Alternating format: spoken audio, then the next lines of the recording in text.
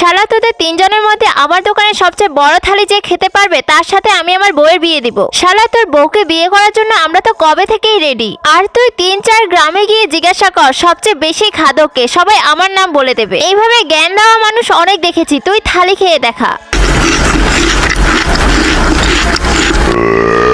আমি তো জন্মেছেই খাওয়ার জন্য, তোর থালি কেন, আমি তোর পুরো দোকানেই খেয়ে ফেলতে পারবো। দোকান পরে খাবি, আগে থালি খেয়ে দেখা।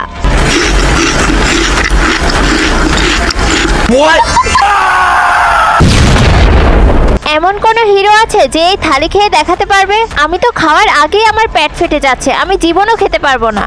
বন্ধুরা, তুমি এই ছবিগুলোর মধ্যে যে কোনো একটি ছবিকে ভালোবেসে থাকলে ভিডিওতে লাইক করে চ্যানেলটি সাবস্ক্রাইব করে দাও এবং তুমি কোন ধর্মের তা কমেন্টে জানিয়ে যেও।